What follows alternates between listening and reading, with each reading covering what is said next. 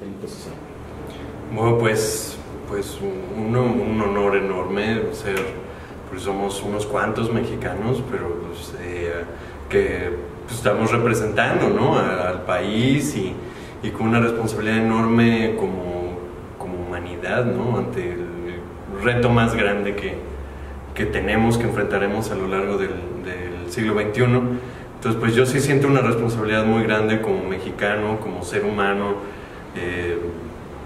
tener un papel, ¿no?, no solamente de recopilar información, sino de traer una perspectiva crítica sobre cuáles son los temas que se deben de abordar, de qué manera, qué se está dejando de lado, ¿no? Entonces, una responsabilidad y un honor enorme participar.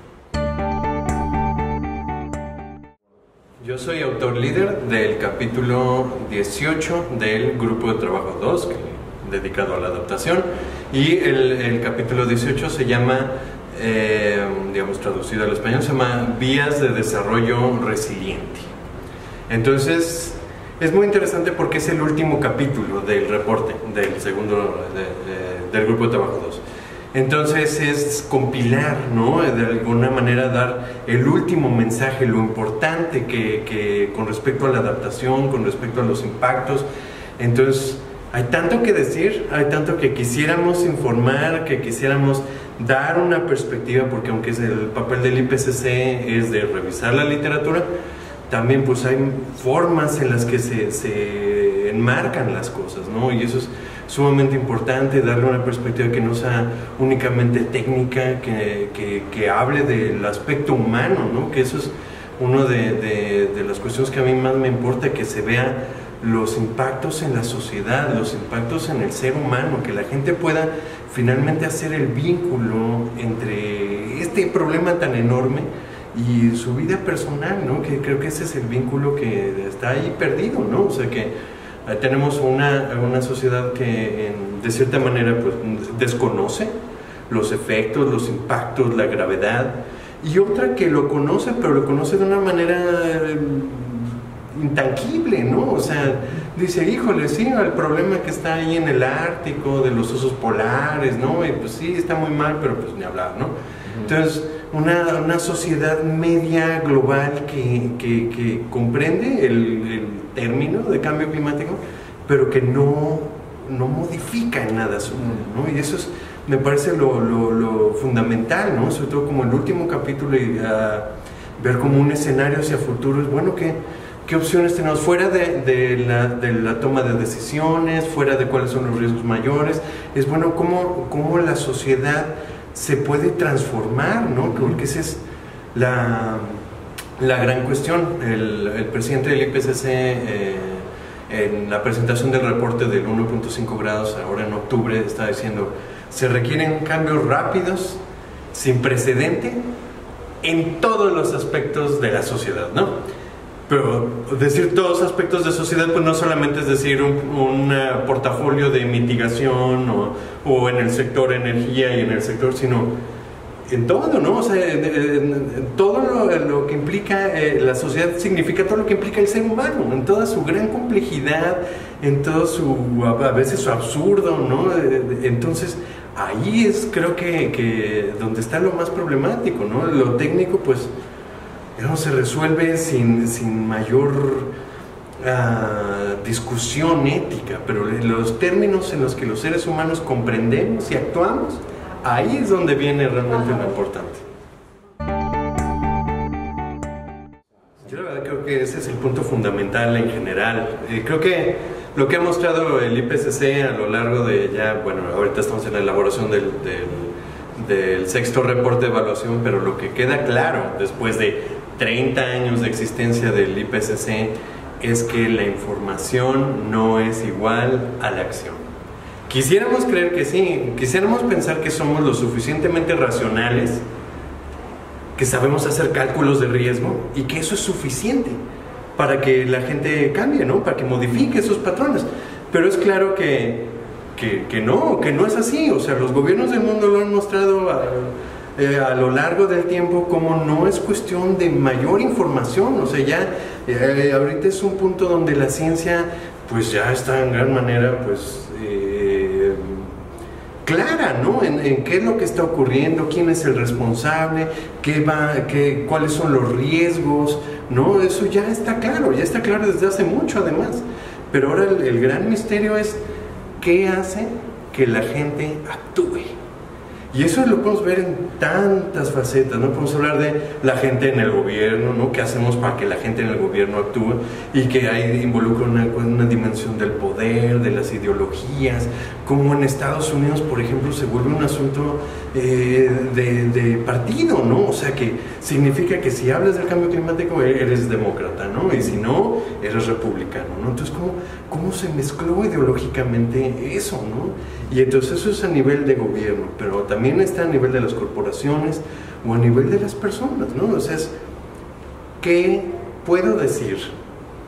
¿Cómo puedo comunicar el riesgo más grande que enfrentamos de manera que no solamente lo comprendas, que no solamente consideras que es importante, sino que además sientas que eres parte del asunto y que puedes hacer algo al respecto? Entonces es como la búsqueda del santo grial, ¿no? O sea, encontrar un balance entre todos estos elementos, ¿no? Porque bien puedes encontrar gente que dice, bueno, ok, comprendo el riesgo, pero no es mi papel.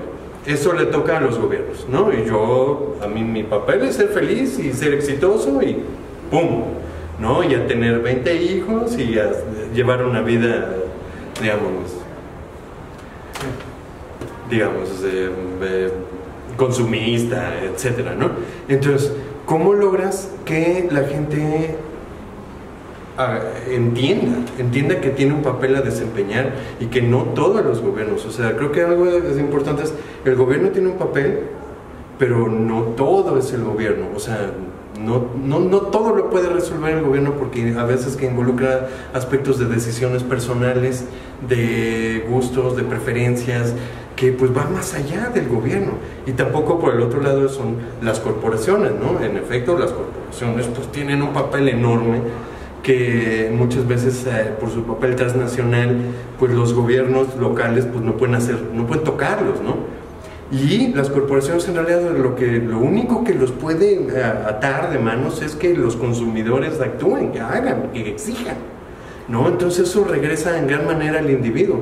Pero entonces un individuo que comprende que no todo es su culpa, porque también hay muchas campañas ahorita de que quieren culpar al individuo en vez de darse cuenta que hay corporaciones y gobiernos que importan, pero sí que entiendan su dimensión en distintos aspectos, que entiendan su papel como ciudadanos, que tienen un papel fundamental como ciudadanos de exigir a su país que tenga una plataforma ambiental fuerte, eficiente, a la hora de elegir a quién lo va a gobernar. También es una parte importante, y de revisar que se esté cumpliendo, ¿no? Que se esté haciendo algo, ¿no? Que no simplemente dejamos que el gobierno haga. Dos, en la vida personal y como consumidor, ahí está un papel fundamental que la persona bien puede hacer pues grandes cambios, y aunque pueda parecer estadísticamente insignificante, pues también la gente se va guiando por el ejemplo que le dan los demás,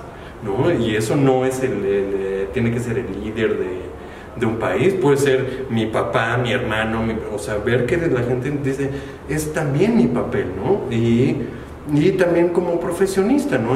Con quién decides trabajar o de quién te vuelves cómplice, ¿no? O sea, porque si estamos buscando nada más el éxito personal y demás, pues dejas de ver que pues ciertas corporaciones tienen una responsabilidad muy grande o han tenido un papel devastador en cuanto al medio ambiente, y pues no lo tomamos en cuenta, ¿no? Yo siempre digo, pues yo quiero comprar ciertos productos que pues nomás me satisfacen mi placer personal y no me doy cuenta del impacto que tienen, ¿no? Entonces, sí, son varios elementos que el ser humano, que las personas, digamos, que cualquiera tiene que desarrollar, que tiene varios papeles fundamentales, y no solamente es cuestión de aventarle la bolita a los demás.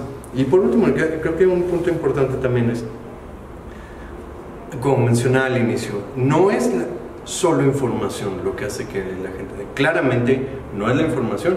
30 años del IPCC es suficiente para ver que la información no es suficiente para que la gente actúe, ¿no? Y entonces en ese problema muchos caen en la desesperación de intentar asustar a la gente, ¿no? De mostrar lo terrible que es el asunto. Y es terrible lo que ocurre, es alarmante, pero también asustar demasiado paraliza.